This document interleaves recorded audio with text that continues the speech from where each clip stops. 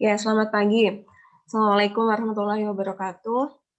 Jadi ini adalah awalan kita untuk kuliah gravimetri. Mungkin adik-adik semua sudah tahu ya, gravimetri adalah salah satu analisis kuantitatif, beda dengan yang kualitatif. Kalau kuantitatif dia sampai mengetahui kadarnya. Nah, di sini kalau analisis gravimetri itu didasarkan pada pengukuran berat. Kata kuncinya di sini adalah berat. Jadi jangan sampai nanti tertukar rumus istilahnya. Di sini adalah berat yang melibatkan pembentukan, isolasi, dan pengukuran berat dari suatu endapan. Nah, biasanya kata kuncinya untuk gravimetri, suatu sampelnya biasanya misalnya adalah padatan seperti itu, kemudian biasanya kita ubah dalam bentuk larutan, kita reaksikan dengan suatu reagen seperti itu, hingga akhirnya terbentuk suatu endapan. Nah, inilah endapannya yang akan kita hitung kadarnya. Jadi, kalau gravimetri itu biasanya pengukurannya adalah dalam bentuk padatan. Tujuannya untuk menentukan kuantitas suatu zat atau komponen yang telah diketahui dengan cara mengukur berat komponen dalam keadaan murni setelah melalui proses pemisahan. Nah, di sini kalian bisa melihat ya, di gambar ini kira-kira proses pemisahan yang dilakukan oleh si praktikan di sini melakukan proses pemisahan apa? Saya panggil ya Mas Christophorus.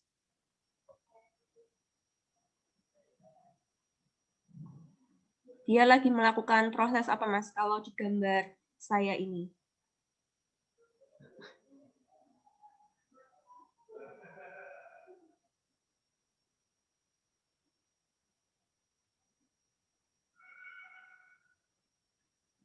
Mas Ahmad Zaki? Ya, Bu. Ya, di sini praktikannya sedang melakukan proses apa? Ada corong, ada Erlenmeyer, ada putih-putih di sini apa? Udah tahu belum? Di video mungkin di praktikum udah pernah ya, saya yakin ada. Kira-kira ini proses apa? Literasi mungkin, Bu. Titrasi. Oh, bukan. Ini namanya adalah proses penyaringan. Nanti kita akan jelasin.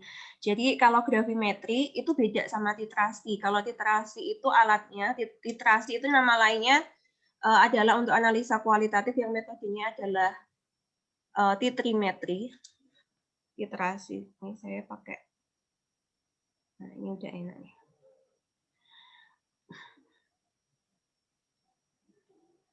Ini tolong jangan dilupakan ya, walaupun kalian dari geologi, menurut saya ini penting ya. Karena kalau skripsi kan kalau di geologi itu kan penelitian ya. Entah di batuan, mineral, air, vulkanologi, dan lain sebagainya. Kalau titrasi atau titrimetri, itu yang kemarin saya keluarkan di UTS, alatnya adalah buret.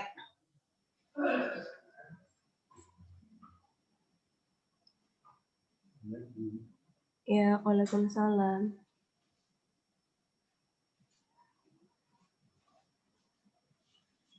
Oke.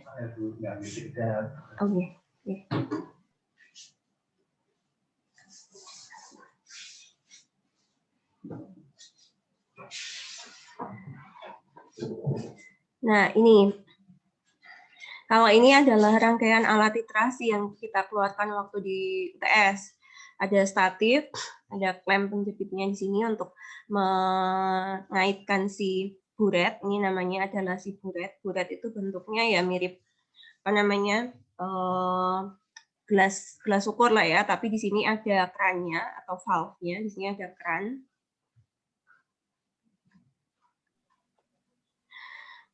Kemudian di sini ada Erlenmeyer. Erlenmeyer itu bentuknya yang seperti ini, Mas. Jadi bagian atasnya dia agak ramping gitu ya, kemudian bagian bawahnya dia agak belenduk gitu. Nah, kalau proses yang dilakukan di sini karena ada corong kaca, kemudian di dalamnya ini kan ada putih-putih. Nah, putih-putih ini adalah namanya, ada yang tahu mungkin sebelum saya kasih tahu? Kertas saring, Bu. Iya, betul Mas Yohanes. Bagus. Kelas B ini menurut saya UTS-nya juga lumayan ya. Lumayan banyak yang dapat bagus-bagus lah. Tadi saya mau nulis apa lagi? Kertas saring.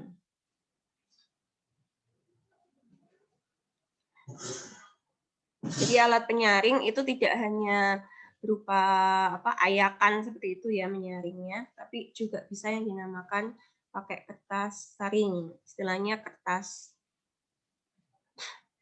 warnanya putih lah, nanti bisa kalian cari. Nah, kemudian di sini juga ada gelas beker. Gelas beker itu nama lainnya adalah gelas piala. Di gelas yang biasa seperti ini dalam di laboratorium kimia itu dinamakan gelas beker. Nama lainnya adalah gelas kimia, beker glass, atau bisa juga dinamakan sebagai gelas.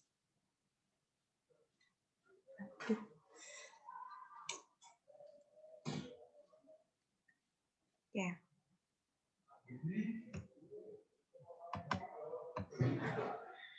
Sebentar. Gelas piala, tadi saya mau bilang itu ya. Ya, pennya agak bermasalah.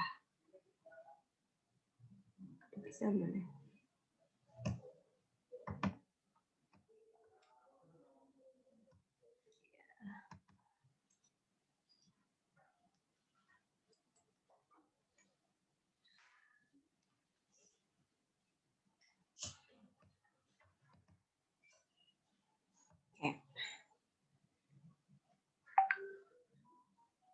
Gelas piala. Jadi jangan bingung loh kok ada piala gitu kan. Karena kalian kuliah online, saya harap kalian juga mencatat ya atau apalah yang bisa dilakuin, tidak hanya menyimak dari saya seperti ini. Saya sudah berusaha untuk menyampaikan secara ya yang saya bisa lah ya, biar tidak hanya lewat grup WA seperti itu.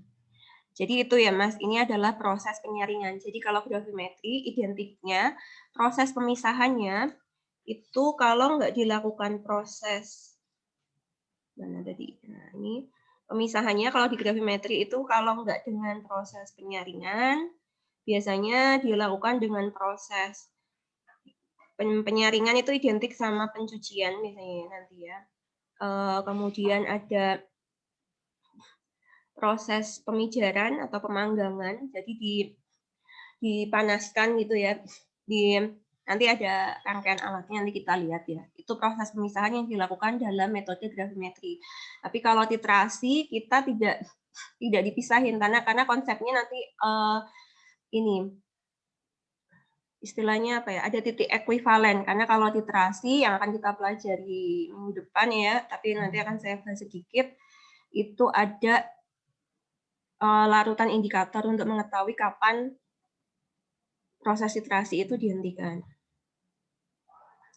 Nah, ini adalah 3 cara metode gravimetri. Jadi walaupun gravimetri itu kan sederhana, cara pengendapan itu yang paling sederhana. Tapi sebenarnya selain dengan proses pengendapan, ada lagi metode yang lain, yaitu dengan cara penguapan, zat yang mudah menguap diadsorpsi dengan adsorben yang sesuai.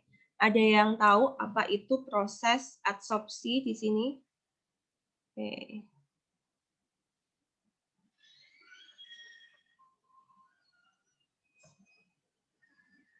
Mas Agung Trisantoso. Iya, Bu. Bagaimana, Bu? Adsorpsi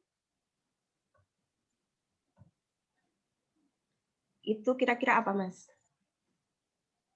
Adsorpsi. Ya.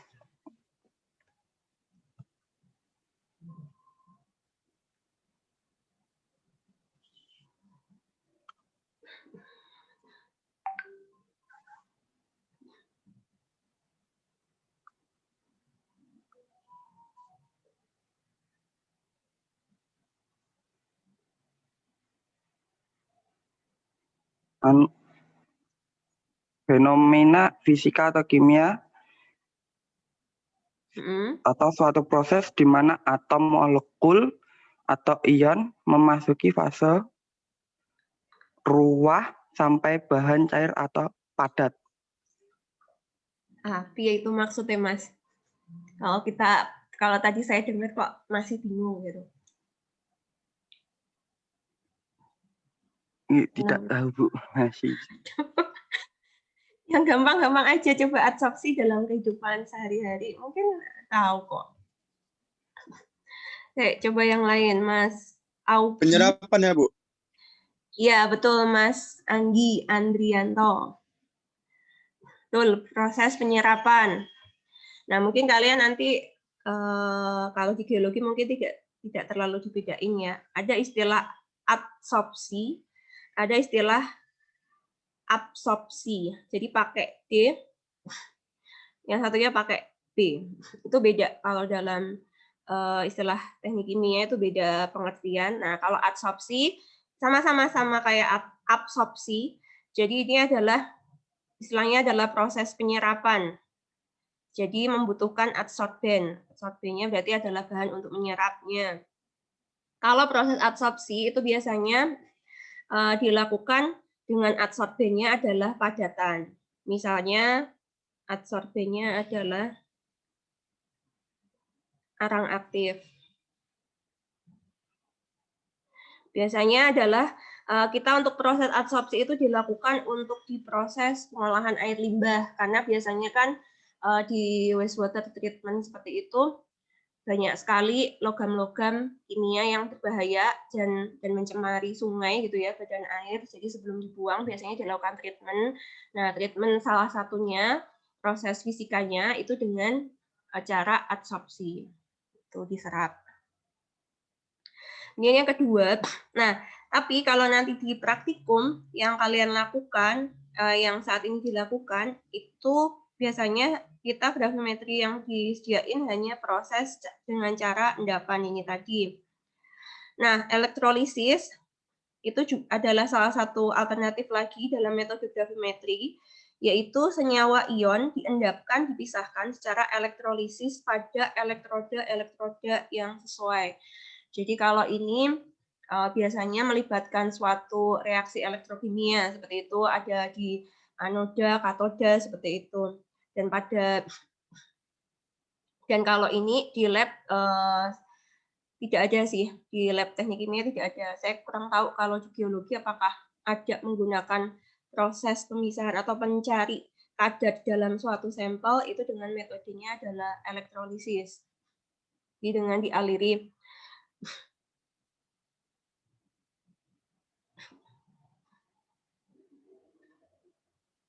istilahnya dialiri ini ya, listrik lah ya.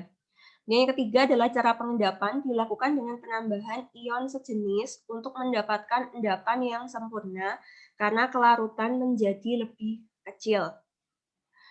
Nah, di sini ada kata kuncinya. Jadi biasanya akan ditambahkan penambahan ion sejenis atau regen. Regen di sini fungsinya adalah untuk membentuk terjadinya endapan. Jadi misalnya awalnya itu larutannya adalah larutan yang tidak larut sempurna, maksudnya larutannya itu terlarut sempurna gitu ya. Tapi kita ingin mencari padatan kadar tertentu. Nah, itu kita tambahkan regen agar terbentuk endapan di senyawa tersebut. Nanti kita ambil contoh di beberapa reaksi ada nanti contoh-contohnya. Tujuannya untuk membentuk endapan padat atau zat yang sukar larut dalam air berada dalam keseimbangan dengan ion-ionnya yang larut dalam air. Intinya adalah saat kita misalkan ini larutan, jadi di sini larutannya, ini kan ada partikel-partikel zat terlarut ya, ini adalah larutan. Larutan itu kan terdiri dari pelarut dan zat terlarut.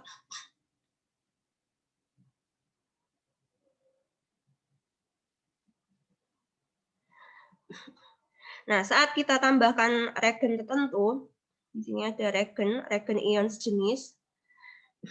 Nah, itu nanti zat terlarut yang mulanya larut dalam pelarut itu akan mengendap di bawah sehingga akan timbul endapan di sini saat ditambahkan regen. Ini yang akan kita amati terbentuknya endapan tersebut.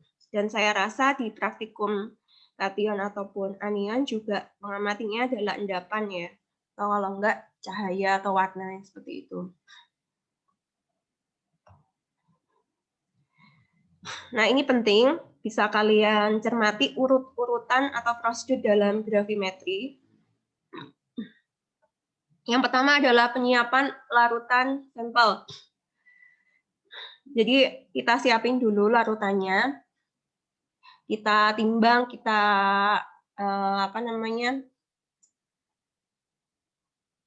ya kita jaga. Misalnya saat nimbang ditaruhnya pakainya adalah cawan porselin kah atau apakah seperti itu, atau pakainya misalnya dia bentuknya larutan pakai gelas beker kah dan lain sebagainya.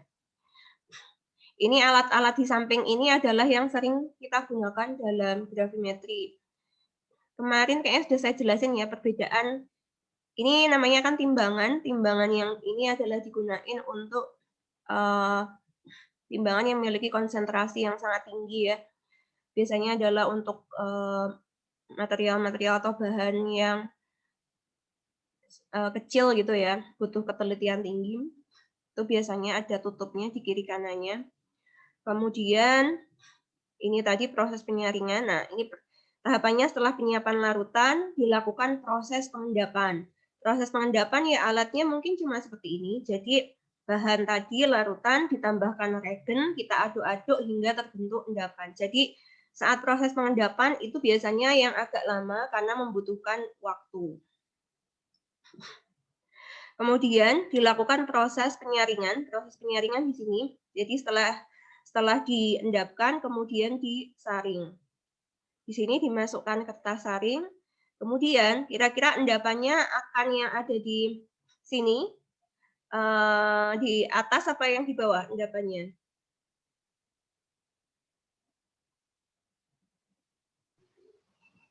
Di atas, Bu. Betul, di atas. Endapannya nempel di kertas saring, kemudian yang filtratnya, jadi ini istilahnya endapan atau residunya gitu ya. Di bawah adalah filtrat, istilahnya untuk proses penyaringan. Ini endapan, ini filtrat. Kemudian dilakukan pencucian, maksudnya pencucian adalah pencucian ini dilakukan untuk membersihkan, siapa tahu masih ada yang di gelas beker ini masih ada partikel-partikel zat terlarut yang masih menempel. Kita bersihkan, jadi kita cuci. Dan juga kita bersihkan juga di sepanjang di dekat ini, kalau nggak salah di kertas saringnya ya,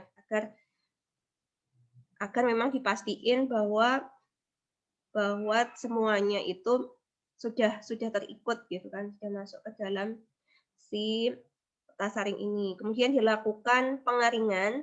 Nah, pengaringannya itu bisa dengan pemanggangan atau pemijaran. Nah, ini pengaringannya kalau sederhana biasanya pakai oven seperti ini, tapi bisa juga nanti pakai spiritus ya, pembakar yang ada spiritusnya. Nanti kita lihat di gambar selanjutnya ada. Kemudian dilakukan penimbangan dan perhitungan.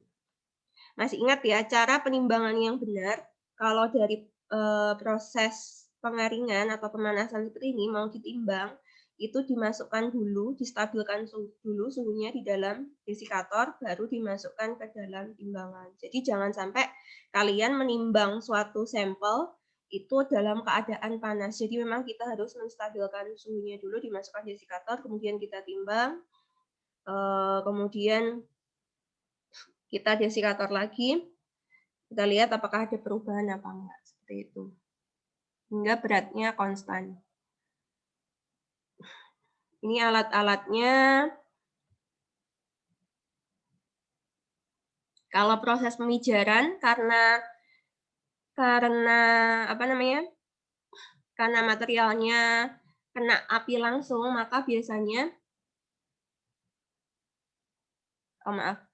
kalau krus itu ada 2, bahan porselen dan platina. Untuk mencairkan zat agar tidak kontak langsung dengan api, biasanya dimasukkan ke dalam furnace. Furnace itu alatnya mirip seperti tadi oven, tapi bentuknya lebih kecil, dan kalau di furnace itu suhunya bisa mencapai maksimum hingga 1200 derajat Celcius. Jadi tinggi banget. Sehingga bahannya adalah bahan yang harus tidak tahan ya, maksudnya tahan terhadap suhu yang sangat tinggi, biasanya bahannya dari porselen atau platina. Biasanya kalau untuk krus seperti ini, dimasukkan ke furnace itu untuk analisis kadar abu. Jadi kalau furnace, itu kita bisa gunain untuk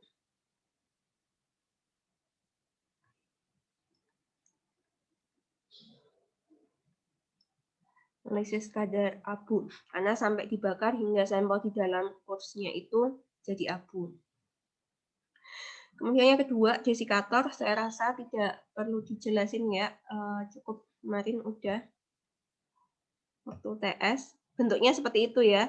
Ini pipet, pipet itu macam-macam. Kalau yang bentuk seperti ini namanya adalah pipet volume. Saya rasa juga nggak perlu saya jelasin. Ini oven, ini neraca, tadi saya sempat jelasin ya. Jadi kalau timbangan yang ada di lab, mungkin di lab kalian hanya ada bentuk timbangannya yang seperti ini. Mungkin saya mau tanya sama yang kakak tingkat atau yang pernah di lab gitu ya, di lab geologi. Ada yang pernah lihat timbangan seperti ini? Di labnya ada?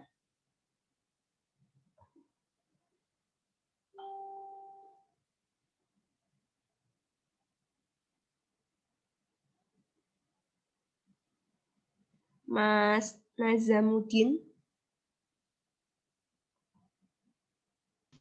Ada Bu kemarin. Oh, ada. Yang neracanya atau timbangannya adalah yang bentuk seperti ini ya. Jadi sisi kiri kanan Iya. ada kacanya. Oke, biasanya untuk nimbang apa, Mas? Yang ini. Yang ada tuh yang ada apa? Yang ini yang kecil ini, Bu. Hah? Yang kecil ini yang ada di lab. Oh, yang bawah ini. Iya, Bu. Kalau yang ini yang ada sisi kiri kanan? Belum pernah lihat Bu di lab geologi. Iya. Nah, itu apa namanya? Itu bedanya. Kalau yang di lab teknik kimia pun sebenarnya di Tekim ada timbangan yang digital seperti ini, yang seri seperti ini. Walaupun yang paling banyak atau sering kita gunain adalah yang ini ya. Ini yang paling mudah, murah, dan apa namanya juga punya ketelitian tinggi. Tapi kalau ini biasanya digunain untuk lab-lab di obat-obatan, kesehatan, farmasi, itu membutuhkan timbangan yang seperti ini. Karena memang membutuhkan kondisi yang harus dijaga. Misalnya nimbang obat, dosisnya kan nggak sampai gram-graman ya, dosisnya dalam miligram kan. Misalnya 500 miligram dan lain sebagainya. Itu kalau kita cuma butuh berapa 10 miligram atau berapa kan nggak mungkin kita pakai timbangan seperti ini, tapi timbangnya adalah ini. Dan kalau kita alat yang kita gunain untuk nimbangnya itu salah, itu bisa jadi bahannya yang sangat kecil tadi sedikit ya yang mau kita timbang itu malah kena angin gitu kan, hilang gitu. Jadi ada penutupnya, itu fungsinya. Ini kinerja metode gravimetri.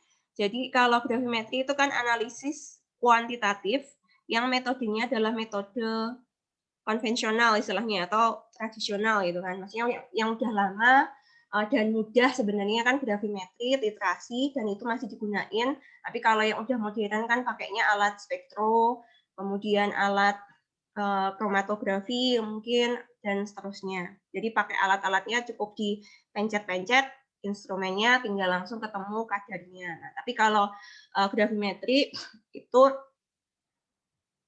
karena prosesnya panjang, tadi kan urutannya di dicampur dulu dengan regen, kemudian terbentuk endapan, kemudian dipisahin, kemudian dicuci, kemudian dikeringkan, ditimbang, dan seterusnya. Itu waktunya lama, lambat, tapi memerlukan sedikit peralatan. Artinya hanya neraca, oven, sama alat penyaringan. Sebenarnya nggak sedikit juga ya, ini salah juga ya kalau menurut saya ya. Alatnya cukup banyak juga, tapi bedanya adalah alatnya ini. Alatnya nggak mahal, istilahnya gitu, nggak yang terlalu canggih gitu. Kita bisa beli, maksudnya kita bisa usahain sendiri, misal mau praktekkan di rumah. Tapi kalau untuk analisis kuantitatif dengan instrumen, itu kan kita tidak mungkin. Nah, ini yang menarik, tidak memerlukan kalibrasi, karena tadi ya, prosesnya adalah jelas diendapin, jadi tidak ada proses kayak timbangan kan ada, kalau timbangan kan memang ada alat untuk kalibrasi, alat spektro pun mungkin ada alat untuk kalibrasinya, kurvanya. Kurva standarnya kita bikin. Tapi kalau grafi, kita tidak memerlukan kalibrasi. Kemudian bisa kalian baca ya di sini ya. Ini beberapa istilah dalam gravimetri, karena kita ingin membentuk endapan dari suatu larutan tadi, maka akan ada beberapa istilah. Yang pertama adalah larutan jenuh, larutan kurang jenuh, dan lewat jenuh.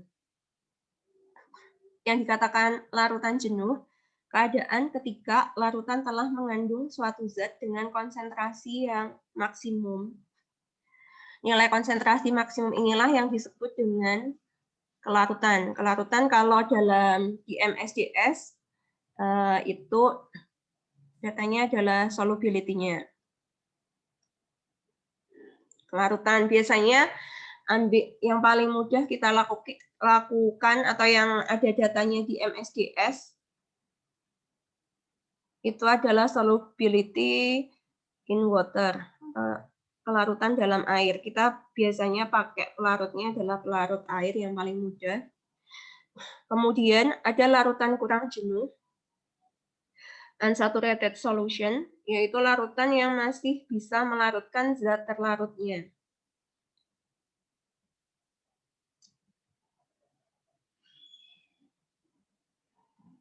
Jadi ini misalnya kita punya pelarut, ada air, pelarutnya air.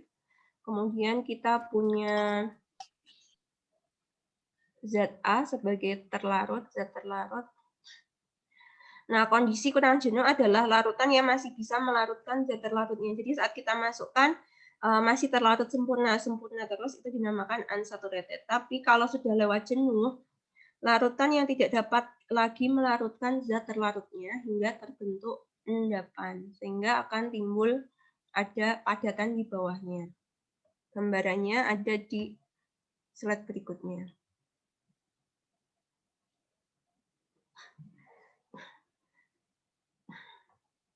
Ini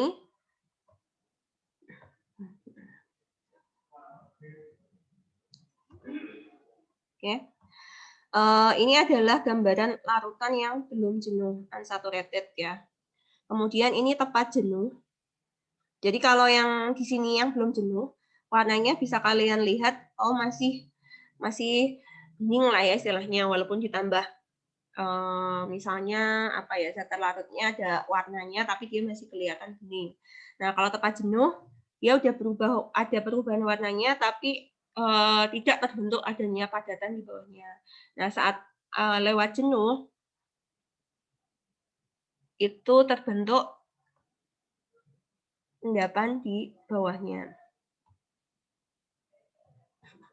Di sini ada istilah kapan suatu larutan dinyatakan kondisinya belum jenuh, tepat jenuh, dan lewat jenuh. Ada dua istilah, yaitu KC dan KST. Mungkin di waktu SMA juga pernah dijelaskan, tapi saya tidak membikinkan contoh soal hitungannya ya, dan nggak perlu saya keluarin juga. Cukup diketahui teorinya aja, bahwa QC itu adalah hasil kali kelarutan dari konsentrasinya atau ion-ionnya Misalnya larutan garam NaCl, nah itu hasil kali kelarutan ion Na+ dan ion Cl-, seperti itu Kc-nya.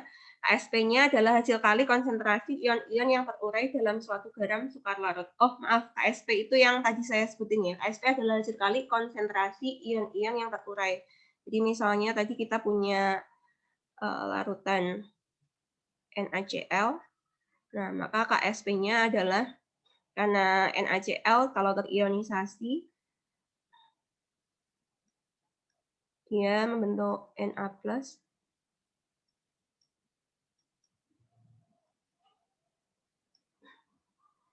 maka Ksp-nya adalah konsentrasi Na+ kali konsentrasi Cl-. Itu Ksp-nya. Perbedaannya, Kc menunjukkan hasil kali kelarutan pada keadaan yang belum bisa dipastikan apakah larutan belum jenuh, tepat jenuh, atau lewat jenuh. Sedangkan Ksp hasil kali konsentrasi ion-ion yang terurai dalam suatu garam sukar larut pada keadaan maksimum atau tepat jenuh. Jadi, kalau Ksp itu adalah kondisi saat tepat jenuh, maka kalau nilai Kc sama dengan Ksp dinamakan larutannya tepat jenuh. Kalau nilai Kc kurang dari Ksp, berarti dia belum jenuh, dan kalau Kc-nya lebih besar dari Ksp, itu larutannya lewat jenuh atau terbentuk endapan. Sebenarnya ada soal hitungannya ya, tapi tidak saya keluarkan contoh soalnya.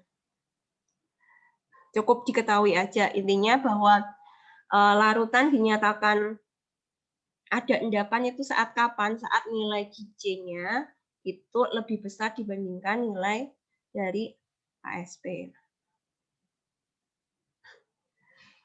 Lanjut, nah ini adalah urut-urutannya tadi ya, dalam gravimetri cara pengendapan. Dasar reaksinya bisa kalian lihat seperti ini. Kita ambil contoh, misalnya adalah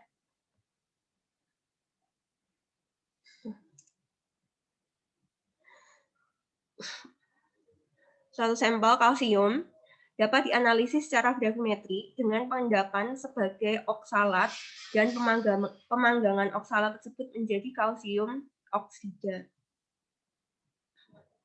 Nah, di sini reaksinya adalah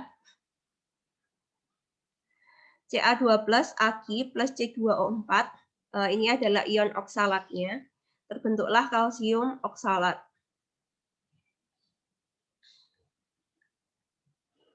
Di sini kalsium oksalatnya adalah bentuknya padatan ya.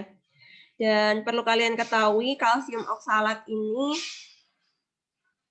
adalah salah satu senyawa gitu ya. Salah satu senyawa yang kalau kita temukan gitu ya, mungkin pernah dengar istilah penyakit batu ginjal. Nah, batu ginjal itu kan terbentuk ini ya, apa namanya, ada batu istilahnya kan gitu ya dalam. Nah, padatannya itu atau batunya itu yang kecil-kecil itu adalah senyawa bentuknya adalah kalsium oksalat. Jadi penyebab batu ginjal itu karena di alat ginjal itu untuk ini ya, penyaring ya, filtrasinya ya. Nah, itu terbentuk kalsium oksalat sehingga tidak bisa menyaring secara normal kembali. Nah, di sini untuk mengetahui kadar Ca-nya, CaC2O4 ini kalsium oksalat dibakar sehingga terbentuk CaO, kalsium oksida yang tetap sebagai padatan, dia mengendap ke bawah.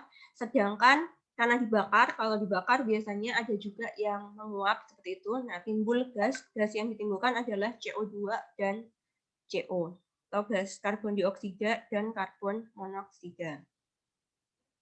Nah, yang akan kita hitung adalah si CaO-nya ini dalam sampel dari kalsium oksalatnya, seperti itu dalam gravimetrinya. Syarat senyawa untuk dapat diendapin itu yang pertama adalah kelarutannya harus rendah. Kenapa? Kalau kelarutan rendah itu artinya lebih mudah timbul endapan atau suka timbul endapan kalau kelarutannya rendah?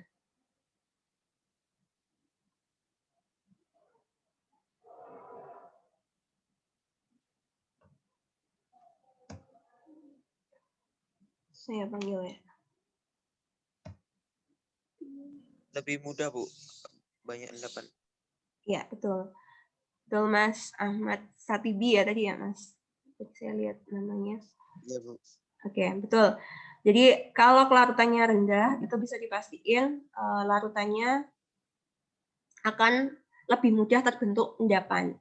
Jadi memang langkah pertama kalau kita mau tahu suatu sampel, kita harus cek dulu dalam MSDS. Kemarin saya sudah selalu bilang ya ke kalian, menurut saya itu penting. Kalau kalian besok mau penelitian, kalian perlu mencari material safety data sheet-nya. Karena di situ nanti ada data sifat fisik, sifat kimia, kaitannya dalam suatu bahan atau material. Dicari kelarutannya yang rendah, kemudian endapan mudah disaring dan dicuci. Selain itu, syarat senyawanya lagi adalah endapan mudah diubah menjadi bentuk senyawa yang dapat ditimbang.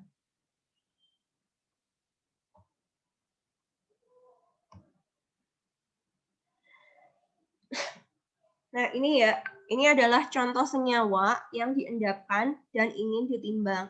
Jadi misalnya kita punya suatu larutan Fe3+ gitu ya. Ion ini kita ingin mencari kadarnya gitu kan, kadar dalam satu sampel tersebut. Fe3+, Ba12, Cu12, Cl, SO4. Tadi saya sempat lihat di buku praktikum juga.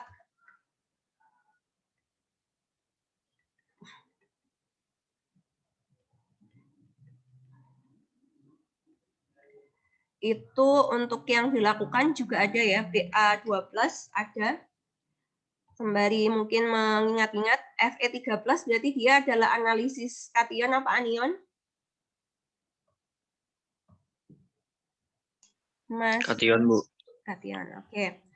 Kalau plus berarti dia adalah kation, muatan positif. Tapi kalau anion, misal contohnya adalah di klorida, ion klorida, dan ion sulfat. Nah, di sini digunakan reagennya, jadi ditambahkan suatu larutan lain gitu ya, reagen atau zat reaksi tambahannya adalah tertentu beda-beda. Jadi khusus ya, penambahannya itu beda-beda untuk mau mengendapin si ion Fe. Misalnya kita mau menganalisis sampelnya itu mineral banyak kan, ada kandungan Fe-nya, mungkin ada kandungan silikanya, ada kandungan apanya. Nah, kita ingin mencari si Fe-nya aja. Nah, cukup kita tambahkan reaksinya adalah pengendapnya adalah NH4OH. Karena kita ingin terbentuk senyawa endapan yang dibentuk dari kalau ada Fe3+, terbentuknya adalah endapannya FeOH 3 kali. Seperti itu. Kemudian Ba2+ juga seperti itu, yang digunakan adalah reagennya adalah H2SO4 agar terbentuk senyawa yang diendapinya adalah BaSO4 dan seterusnya seperti ini. Jadi intinya adalah berbeda-beda ya, setiap kation ataupun anion yang akan kita tetapkan, yang akan kita analisis kandungannya itu apa, kita hitung kadarnya itu berapa, reagennya yang ditambahin itu berbeda-beda. Saya sembari coba perlihatin yang di praktikum.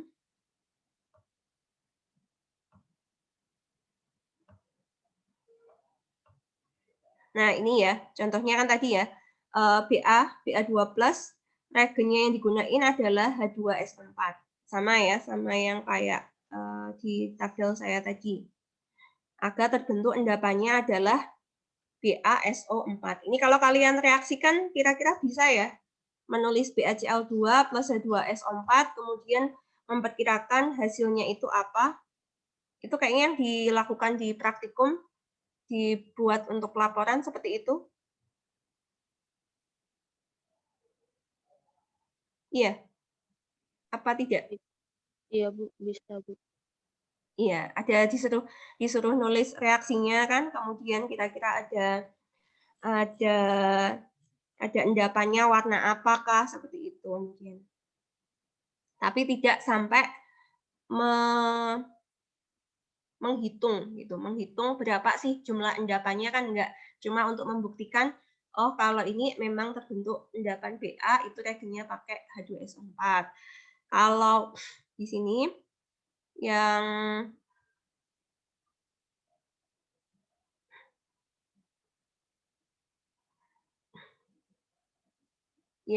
untuk CO3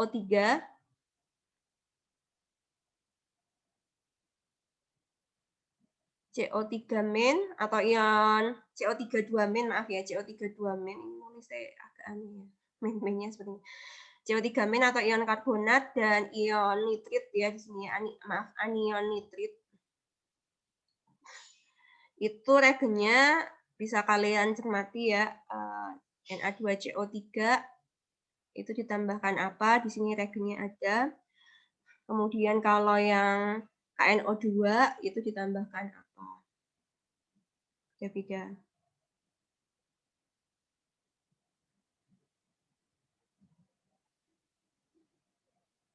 Kemudian,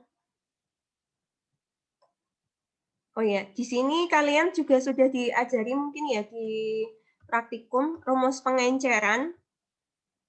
Sudah?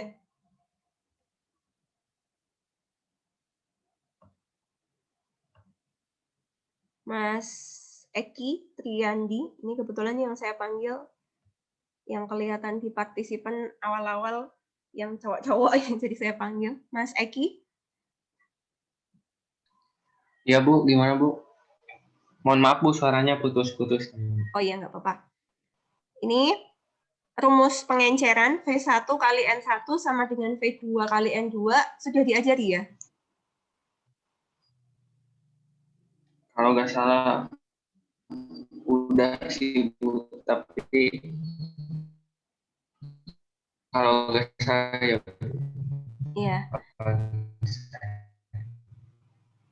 Iya. Baik, terima kasih Mas Eki. Jadi ini penting ya.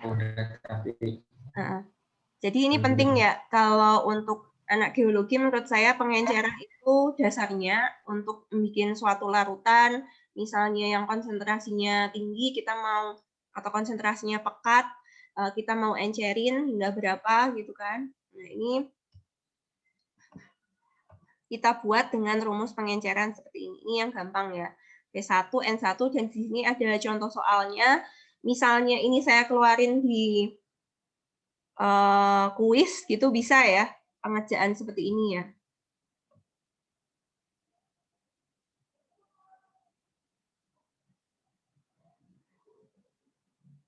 Halo? Iya, Bu, bisa, Bu. Ya. Ya Bu. Iya, Nah, Bu. oke, makasih. Nah, ini kalau ditulis seperti ini kan mudah. Oh, berarti kita misalnya ini kan mau mengencerkan dari konsentrasi awalnya adalah 0,1, kemudian kita mau bikin konsentrasi yang mau kita inginkan itu adalah konsentrasinya 0,01 dengan volumenya dalam labu takarnya ya. Sembari saya gambar, ini kayaknya nggak bisa buat gambar ya. Labu takar 100 mili gitu kan. Nah, berapa sih volume dari konsentrasi pekat? Nah, rumusnya kita langsung tahu 10 mili. Padahal kan tadi kita mau bikin dalam labu takarnya itu kan volumenya 100 mili. Berarti kita perlu menambahkan berapa mili pelarutnya kira-kira? Ada yang tahu jawabannya berapa?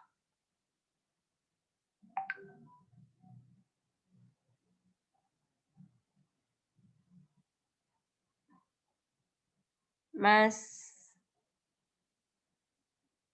Ilyas?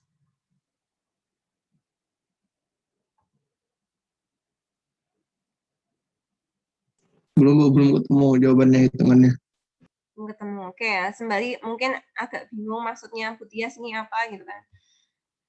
Untuk soal ini, semisal ini besok saya keluarin kan kuis. Tapi kayaknya saya nggak ada kuis sih untuk setelah UTS ini. Karena saya maunya kalian presentasi-presentasi aja. Tadi rumusnya adalah V1 kali N1 V2 kali N2. Pengenceran. Ini mirip kayak rumus di titrasi nanti yang akan kalian gunakan untuk presentasi minggu depan. Tadi kita punya ya konsentrasi awal diketahuinya, kita tulis dulu aja. Kita punya suatu larutan pekat. Larutan pekat tadi konsentrasinya adalah 0,1 N. Kemudian kita ingin membuat yang ditanya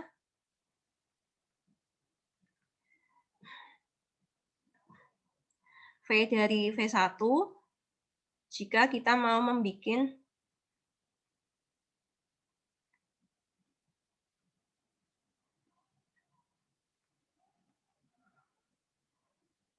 0,01 N dalam volumenya 100 mili.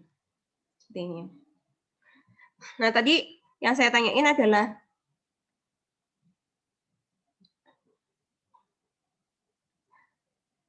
ada yang tahu ini alat apa? Maaf ya, gambarnya jelek. Erlenmeyer, Bu. Bukan. Bukan, Mas. Kalau Erlenmeyer itu agak gini ya.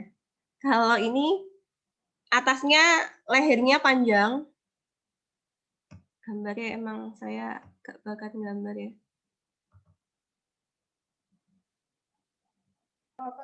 Labu takar, Bu. Mbak? Apa? Labu takar. Labu takar, betul. Mas siapa? Mas Wahyu ya? Iya, Bu, Mas Wahyu.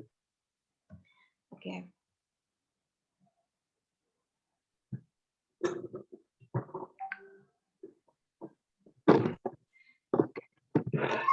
Nah, kalau labu takar itu biasanya ukurannya itu sudah tertentu dan di sini ada garis batas merah. Kalau nggak merah ya putih gitu bening. Untuk menunjukkan kita mau bikin labu takarnya ini volumenya berapa. Labu takar itu digunakan untuk membuat larutan dengan konsentrasi tertentu pada volume tertentu. Itu labu takar alatnya. Nah, tadi kan kita sudah dapat ya, V1-nya adalah 10 mili ya. Hitungan tadi kan gampang ya, V1 sama dengan V2 kali N2 per N1. Ketemunya kan 10 mili. Nah, 10 mili ini adalah yang akan kita masukkan di sini. 10 mili kan segini. Padahal kita ingin membikinnya adalah volumenya adalah 100 mili. Maka kita perlu menambahkan pelarutnya itu berapa kira-kira? Pelarutnya biasanya ditambahin untuk membuat pengenceran, itu pelarutnya kita tambahkan air ya. Pelarutnya pakai H2O atau Aquades. Jawabannya, ada yang tahu jawabannya berapa?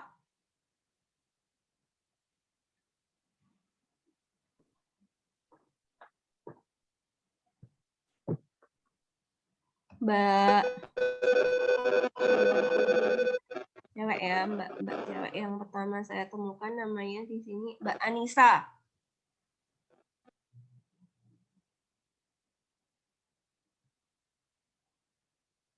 Halo Mbak Anissa, kira-kira volume pelarutnya berapa? Ya, Bu. Berapa?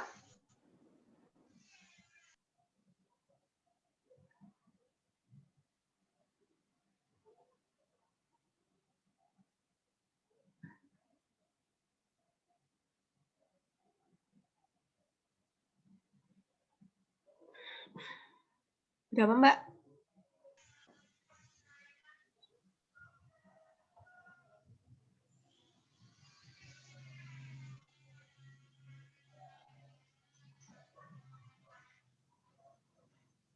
Oke, mungkin saya lempar ke yang lain. Ada yang tahu jawabannya berapa? 90 mili, Bu. Iya, betul. Mbak Prita ya? Iya, Bu. Prita nih bagus sih kimianya.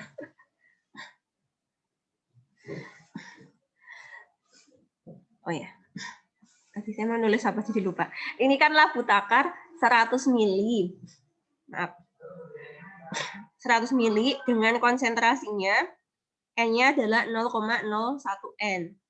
Nah, kita kan tadi nambahin dari larutan awalnya adalah 10 mili kan di V1 yang konsentrasinya 0,1 N.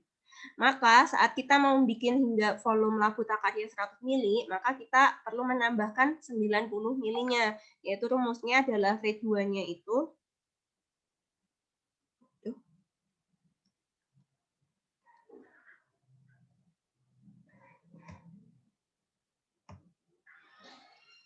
sebentar. Ini kadang-kadang pen saya agak error ya.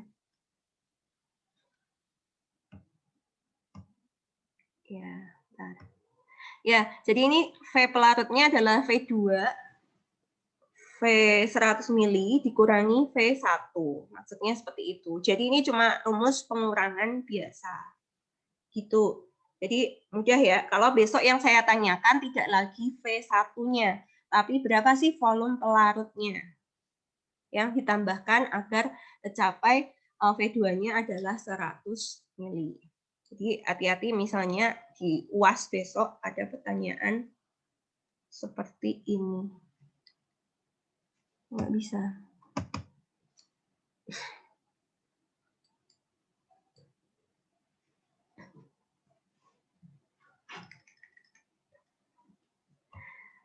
Ya, kita lewati dulu. Cukup ya. Kita lanjutkan.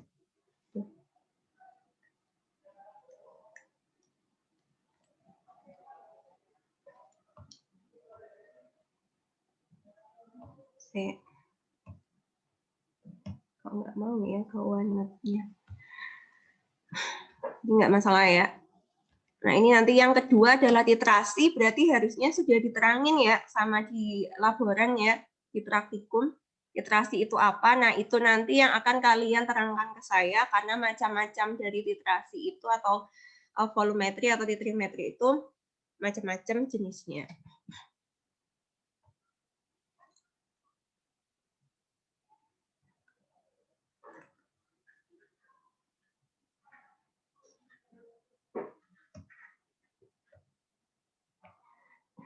Oke.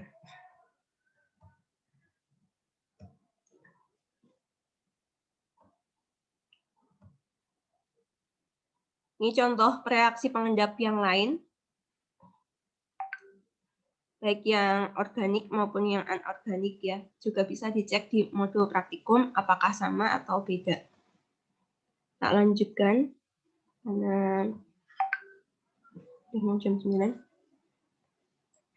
Cara pengendapan dilakukan dalam larutan encer, reaksi ditambahkan perlahan-lahan sambil diaduk. Pengendapan biasanya dilakukan dalam larutan panas. Pengendapan dilakukan pada pH dekat daerah pH di mana endapan terjadi secara kuantitatif. Kemudian endapan nanti yang terbentuk biasanya kita hancurkan akhirnya.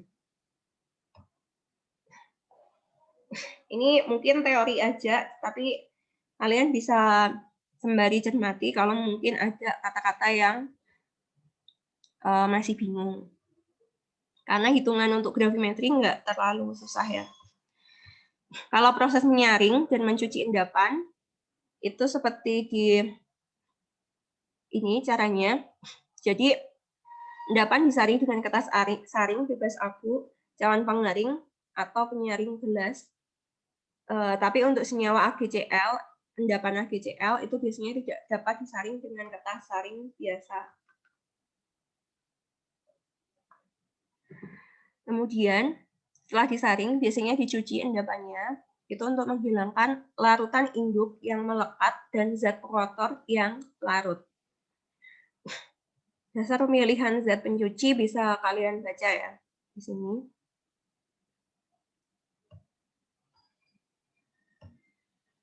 Saya cepetin ini ya. Kemudian setelah dicuci, habis itu kita keringkan dan dilakukan pemanasan. Ingat kalau di sini tujuan pengeringan adalah menghilangkan air dan zat yang mudah menguap. Kalau tujuan pemijaran merubah endapan ke dalam suatu senyawa kimia yang rumusnya diketahui dengan pasti.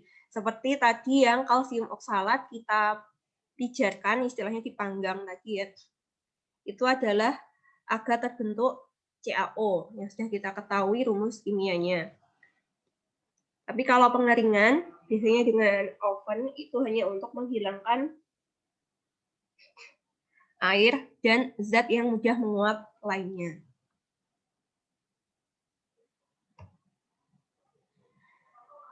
Nah, ini sering ya saya keluarin kalau UAS, biasanya memang saya ada gambar. Saya nggak tahu apakah besok saya UASnya mungkin mau enak aja sih, kayaknya mau ABC-an aja mungkin ya. Nah, ini urut-urutannya, jangan sampai kebalik. Gambar A, B, C, D, ini sudah sesuai urutan ya. Dan cara melipat kertas saring itu juga seperti ini ya. Ada tekniknya, saya rasa kalian bisa mencari di YouTube juga banyak.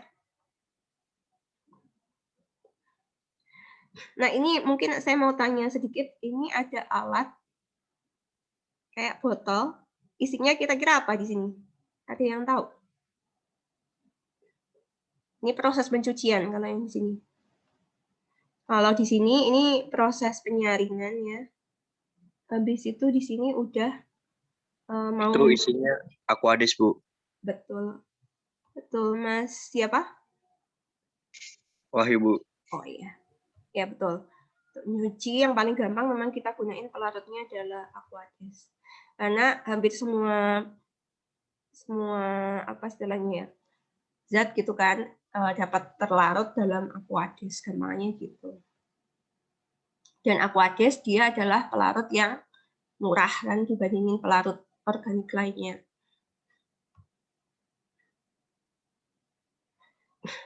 Kemudian ini persiapan untuk dilakukan proses pengeringan ataupun pengijaran.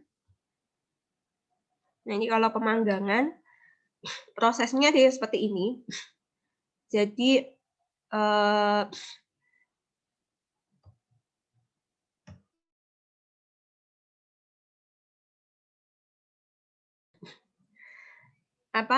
ada pembakar spiritusnya ya di bawah seperti ini. Bisa jadi ada statifnya, dipasang statif, dan istilahnya untuk meletakkan kursnya, jadi dimasukkan ke dalam kurs ya. Jadi nggak langsung kertas saring dibakar, nanti kan kebakar kan kertas saring dan endapannya. Jadi dimasukkan dalam kurs porselin, atau bisa jadi pakainya adalah tang penjepit. Gitu. Jadi nggak perlu statif, cukup pembakar spiritus sama tang penjepit itu bisa. Ini tang penjepitnya untuk dikaitkan ke stick kursnya atau pakai tabung reaksi biasanya, bakar-bakar yang pakai tang penjepit. Nah, ini terakhir kalau sudah kan ditimbang, dihitung. Nah, perhitungannya itu ini yang perlu diperhatikan. Persen analitnya atau kadarnya yang mau kita cari, yaitu berat analit per berat sampel dikali 100%. Di mana untuk mencari berat analit itu dirumuskannya adalah ini yang pertama ya, rumusnya kan ini. Kemudian di sini ada berat analit. Berat analit adalah berat endapan dikali faktor gravimetri. Di mana faktor gravimetri adalah mol analit dalam endapan kali BM analit per BM endapan. Tuh. Kita coba langsung ke contoh soal. Di sini ada pembahasannya. Nanti kita bahas bareng-bareng dulu. Sebanyak 0,6025 gram sampel garam klorida dilarutkan dalam air dan kloridanya diendapkan dengan penambahan perak nitrat AgNO3 berlebih. Dan akan terbentuk endapannya adalah AgCl. Karena kan tadi ingat ya di tabel yang slide ke sini, Cl saat kita ingin mengendapkan Cl, maka kita pakai reagennya adalah AgNO3 akan terbentuk endapannya adalah AgCl.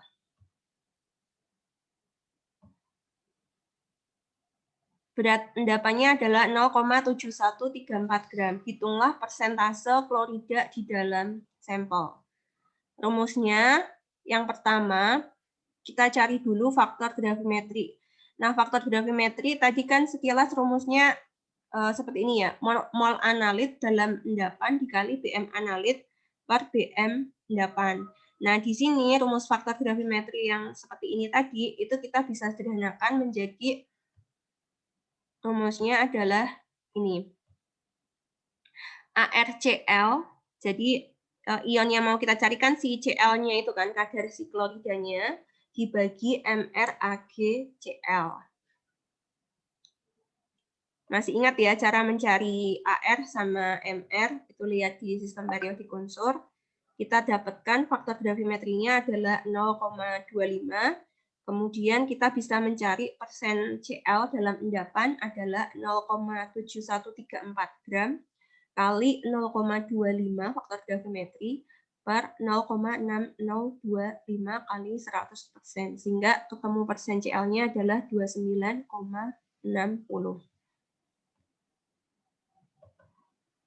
Ada yang mau ditanyain caranya ini? Enggak ya? Kemudian yang kedua, contoh yang kedua, dalam suatu sampel batuan fosfat seberat sekian gram, fosfor diendapkan sebagai MgNH4PO4 6H2O dan dipanggang menjadi Mg2P2O7. Berat endapan panggangan adalah 0,2234 gram. Hitung persentase P2O5 dalam sampel. Nah, di sini yang perlu kalian perhatikan adalah kita mau mencarinya adalah persen P2O5. Langkah yang pertama adalah kita harus mencari, sebelum saya buka caranya ya, kita cari apa dulu? Langkahnya adalah pasti kita cari dulu faktor gravimetri. Faktor gravimetrinya kalau dalam soal ini kira-kira apa per apa? Ada yang tahu? Ada sih di slide saya berikutnya, tapi saya mungkin mau tanya ke salah satu.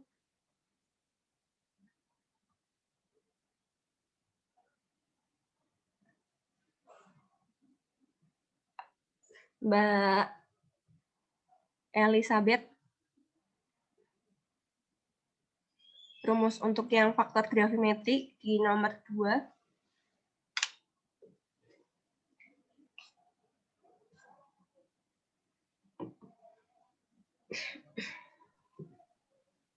Iya, Bu. Rumusnya apa, Mbak? Faktor gravimetri yang untuk di nomor 2. Bentar, Bu.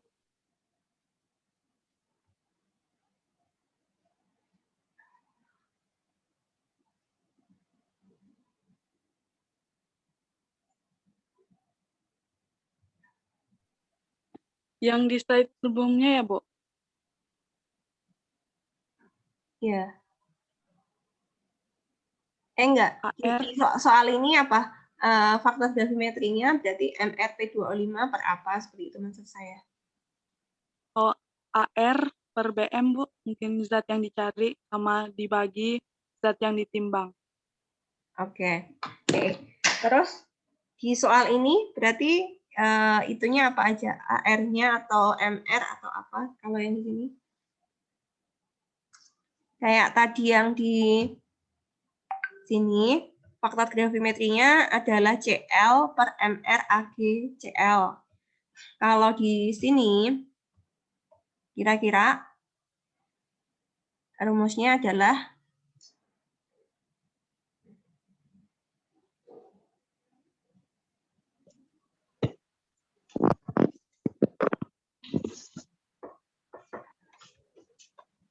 kemarin kamu pergi nggak pakai kaos kaki, bukan? Ya enggak. Bisa dicek ya, saya udah kasih materi saya ya, di LMS sudah ada.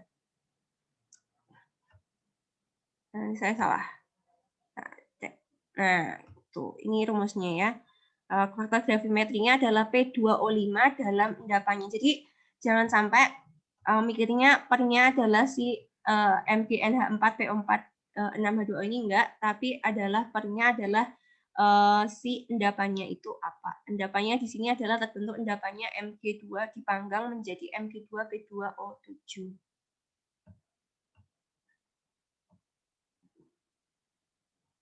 Iya, nggak apa-apa, Mas. Aman. Jadi langkah pertama kita cari dulu faktor gravimetri, kemudian kalau faktor gravimetri udah ketemu, kita cari persen P2O5-nya, itu adalah berat endapan, endapannya adalah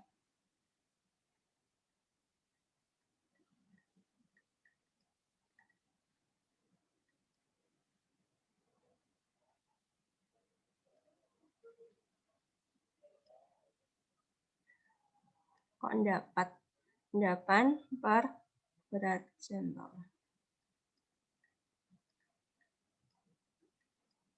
Berat endapannya adalah 0,2234 dikali faktornya tadi berapa kali 100%. Ingat ya, ini dalam persentase, maka jangan lupa dikali 100%, per berat sampelnya adalah 0,5428 gram.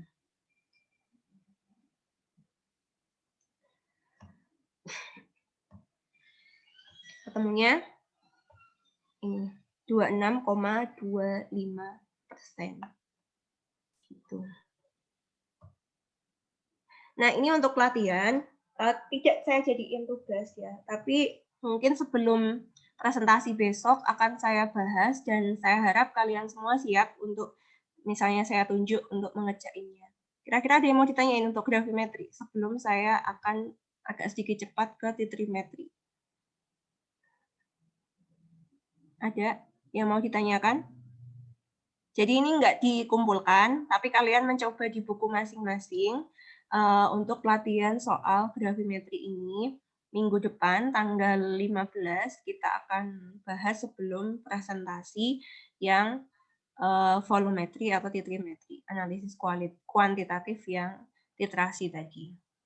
Oke ya, saya anggap nggak ada pertanyaan. Kita lanjutkan ke kuantitatif metode yang kedua. Jadi yang pertama gravimetri, yang kedua adalah volumetri atau titrimetri.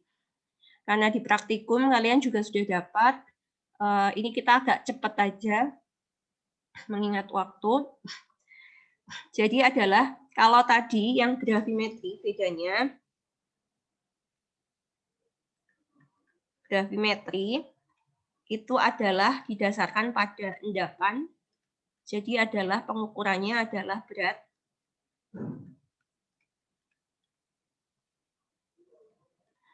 Itu adalah gravimetri. Tapi kalau di volumetri atau titrimetri, itu dasarnya adalah, tekniknya adalah titrasi. Nanti ada istilah titik ekuivalen.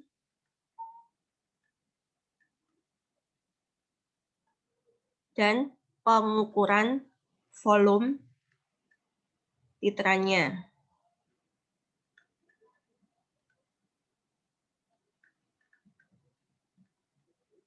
Volume titran itu maksudnya adalah volume yang ada yang di buret. Tuh. Metode volumetri ini didasarkan pada pengukuran volume dengan mereaksikan larutan standar sekunder yang dianalisis dengan larutan baku yang telah diketahui konsentrasinya secara teliti dalam kurung larutan standar primer, dan reaksi antara zat yang dianalisis dan larutan standar tersebut berlangsung secara kuantitatif. Oh ya, ini ya rangkaiannya seperti ini. Jadi ada statif, ada klem. Klem itu maksudnya yang untuk jepitin si statifnya, buretnya ini. Buret itu ada valve-nya, ini bisa naik turun. Kita putar untuk membuka tutupnya si buret laju alirnya. Ini Erlenmeyer. Nah, Erlenmeyer itu kayak gini, Mas. Nah, ini ada yang tahu ini apa?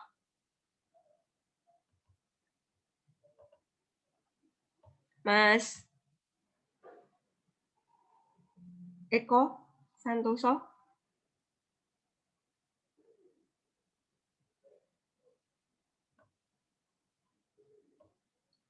Ini namanya adalah, sembari ini ya belajar, larutan indikator. Karena untuk penentuan volumenya itu kapan dihentikan proses titrasinya, itu kan ada titik ekuivalen. Titik ekuivalen itu ditentukan dari perubahan warna dari si larutan indikator. Misalnya di sini kalian bisa melihat ada perubahan warna, warnanya adalah jadi pink keunguan ya. Ini larutan indikatornya biasanya untuk sebagai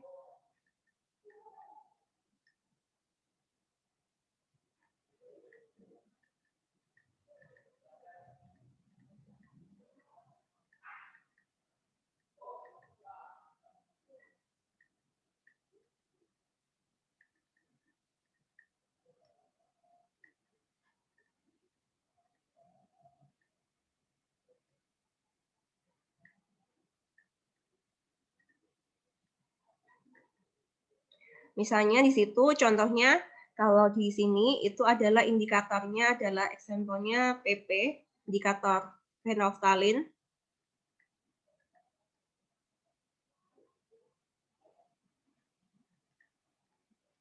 Phenolphthalein kita masukkan beberapa tetes gitu ya dengan pipet tetes di sini.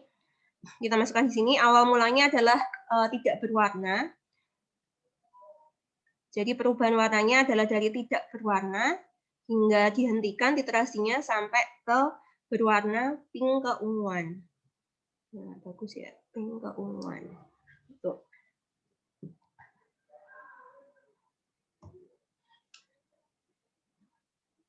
Nah, ini nanti ada istilah-istilah nanti sembari dibaca ya kalau saya mungkin agak cepat untuk yang titrasinya. Ada istilah larutan standar primer dan larutan standar sekunder. Jadi kalau primer itu adalah konsentrasinya sudah pasti, karena kita di sini menghitung volume adalah untuk menghitung konsentrasinya nantinya. Konsentrasi dari suatu sampel atau zat yang akan kita analisis yang belum diketahui konsentrasinya, jadi itu adalah pengukuran untuk volumetri. Kalau primer, di sini contoh-contohnya adalah seperti ini. Larutannya. Kemudian kalau sekunder itu yang belum diketahui konsentrasinya. Seperti ini. Ini syaratnya mungkin kalian nanti bisa baca sendiri.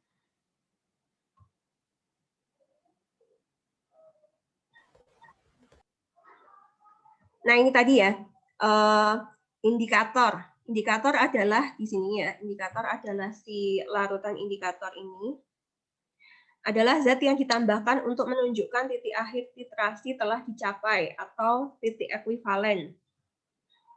Biasanya memang kita gunakan adalah indikator dengan adanya perubahan warna yang spesifik pada berbagai perubahan pH. Proses penambahan reaksi ke dalam Erlenmeyer yang berisi analit dilakukan tetes demi tetes dari buret. Ini contoh-contoh indikatornya. Kemarin yang saya minta untuk di UTS ya, jadi maksudnya larutan indikator asam basa itu ya seperti ini, indikator pH itu macam-macam larutannya seperti ini yang indikator kimia. Ada phenolphthalein, kemudian dan seterusnya kalian bisa baca range pH-nya berapa sampai berapa, dan di sini juga kelihatan perubahan warnanya. Tadi saya ambil yang phenolphthalein ya, karena warnanya keunguan tadi ya. Ini phenolphthalein. Jadi kalau pH dari 0 sampai 7 lah ya, 7 mau ke 8, dia warnanya tidak ada warnanya, bening. Tapi saat mulai ke basa, warnanya adalah pink keunguan. Pink kalau di sini kesannya.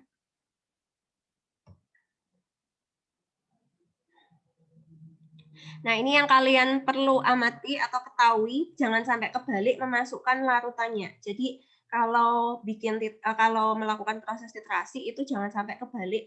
Yang sudah diketahui konsentrasinya itu kita letakkan di dalam buret.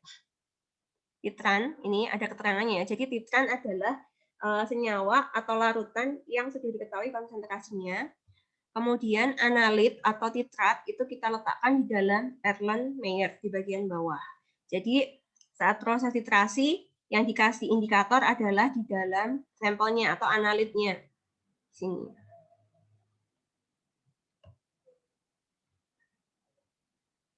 Nah, Dan titik ekuivalen tercapai ditandai dengan adanya perubahan warna zat indikatornya. Di sini ada istilahnya ya. Jadi kita memang harus teliti saat sebagai praktikan gitu ya, melakukan proses titrasi. Kapan sih titik ekuivalen terjadi? Jadi warnanya jangan sampai terlalu seperti ini. Perubahannya ini terlalu banyak. Ini menandakan bahwa terlalu berlebihan volume yang ada di dalam buret yang ditambahkan ke dalam Erlenmeyer. Jadi sudah istilahnya sudah tidak teliti gitu kan, karena sudah berlebihan konsentrasi yang diinginkannya. Ekuivalennya ya cukup sampai sampai perubahan warnanya cukup seperti ini aja. Pinknya masih keunguan seperti yang di tengah ini.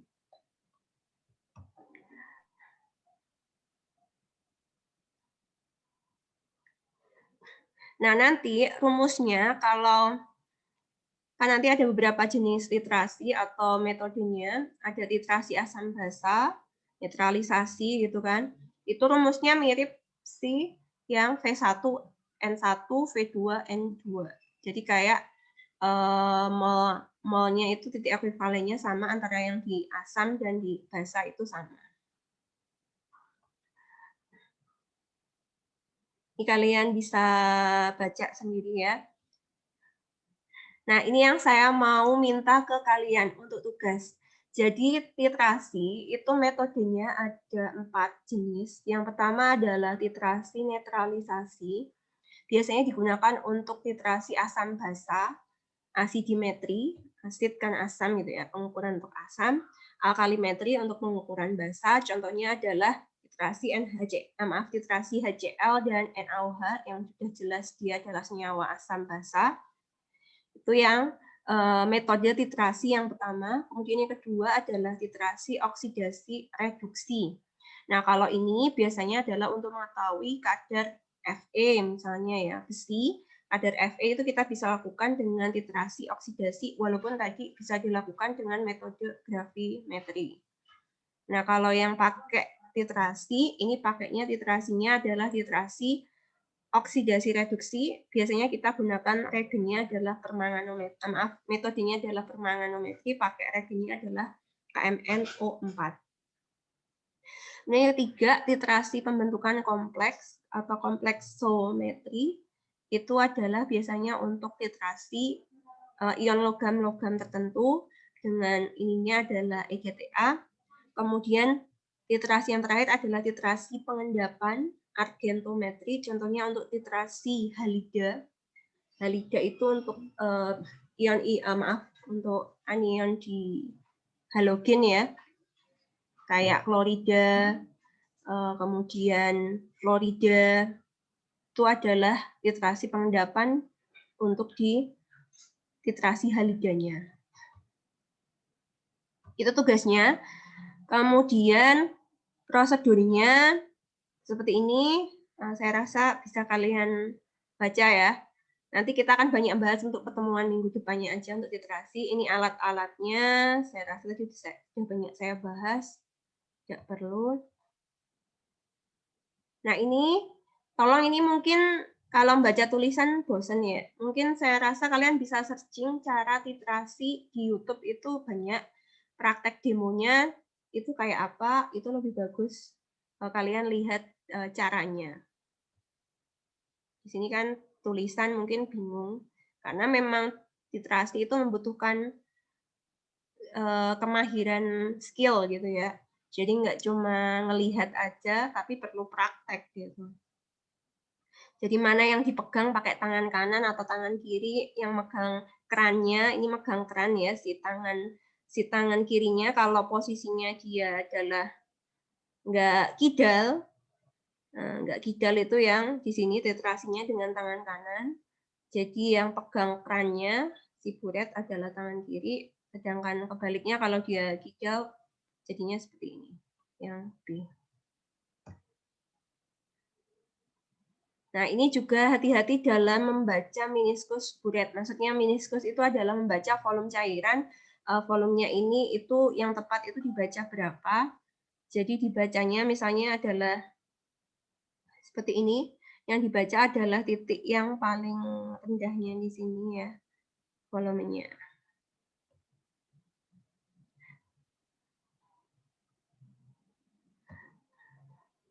Nah, ini adalah tugasnya. Ini yang penting tolong diperhatikan. Kelompoknya memang belum saya bagi, baik kelas A sama kelas B. Rencana, ya insya Allah nanti langsung aja saya bagi hari ini. Jadi ada 4. Kelas B itu ada 47 kalau nggak salah ya. Ada berapa? 40 berapa? Saya lupa. Nanti akan saya bagi menjadi 4 kalau enggak 8 kelompok, jadi 2-2 itu sama. Misalnya 2 kelompok untuk titrasi netralisasi, kemudian 2 kelompok untuk titrasi reaksi oksidasi reduksi, kemudian titrasi pembentukan kompleks, dan titrasi pengendapan itu juga 2 kelompok. Selain itu, saya juga minta untuk membuat makalah. Tiap kelompok makalahnya diketik minimal 8 halaman, tidak termasuk cover dan daftar pustaka. Dulu saya pakainya ini dikirim lewat, maaf ya, ini saya edit lagi. Nanti dikirimnya di LMS ya, LMS. Tidak lagi di Google Classroom, kalau dulu masih pakai yang di Google Classroom. Kemudian pengumpulannya mau untuk makalah mau seminggu cukup atau mau ditambah waktunya? Kalau bisa ditambah sih, Bu. Tambah Ya. boleh, Bu. Boleh. Baik, untuk makalah saya kasih waktu untuk perbaikan ya, tapi yang presentasinya kita mulai minggu depan. Berarti yang makalah mungkin 2 minggu, nggak apa-apa. Berarti untuk makalah paling lambat adalah tanggal 22.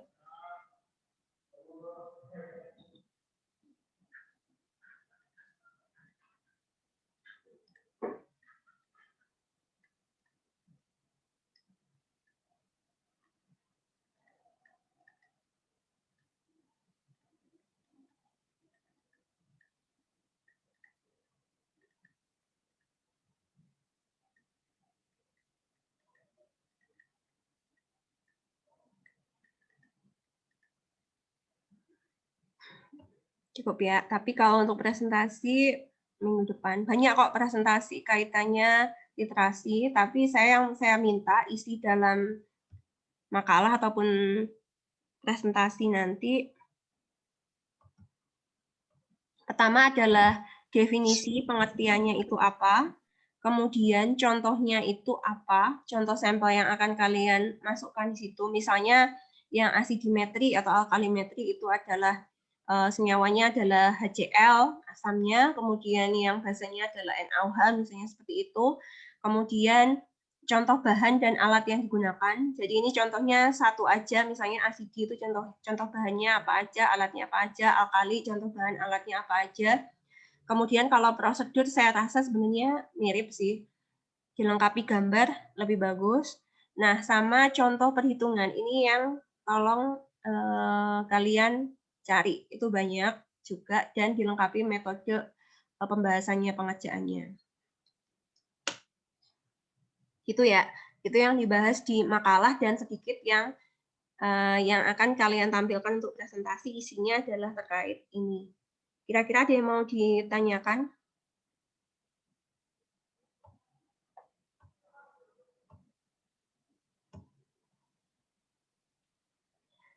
Oke, kalau gitu ini untuk yang minggu depan.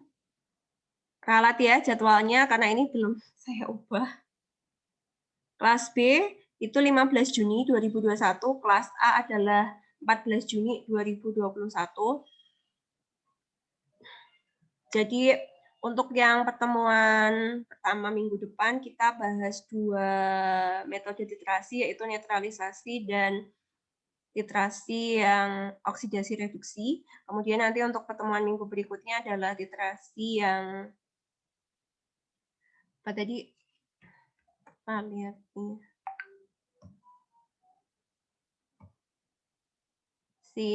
Ini tadi apa argentometri atau pengendapan dan kompleksometri. Itu. Kemudian nanti akan ada sesi diskusi. Kalau dulu masih agak susah kalau untuk mau sinkronus, jadi minggu depan kita tetap sinkronus lewat Zoom ya. Nah, ini waktu presentasinya sekitar 20 menit. Jadi yang maju untuk presentasi tidak semua kelompok akan saya pilih untuk presentasi. Jadi yang saya tunjuk aja, kan ada 2 kelompok. Kelompok 1, 2 kan sama, misalnya sama-sama ngerjain titrasi netralisasi, tapi contohnya soal harus beda. Kemudian yang saya ambil hanya kelompok 1 misalnya. Nah, kelompok 2 nanti menanggapi di sesi diskusinya, seperti itu. Jelas ya. Nah, ini cuma saran aja, kalau misalnya untuk menghemat waktu biar tidak ada gangguan, kalian bisa merekam dulu presentasinya, kemudian nanti tinggal ditampilkan saat Zoom meeting seperti ini. Itu mungkin penjelasan tugasnya. Ada yang mau ditanyakan sekali lagi?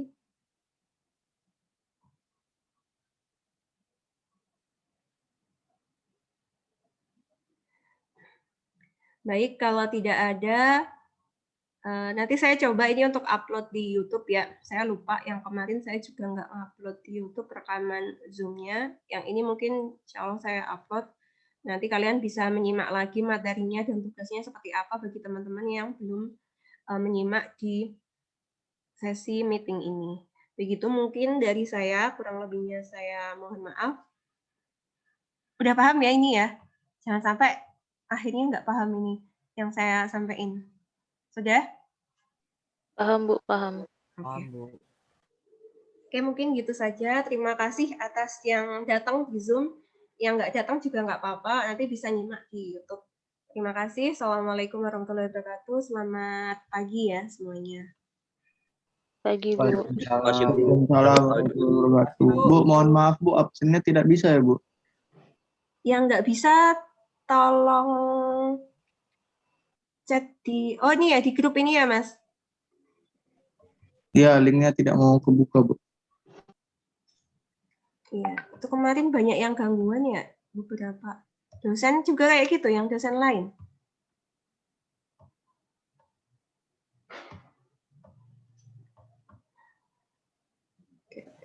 Oke, saya akhiri tutup dulu ya. Nanti dibahas di grup aja nggak apa-apa.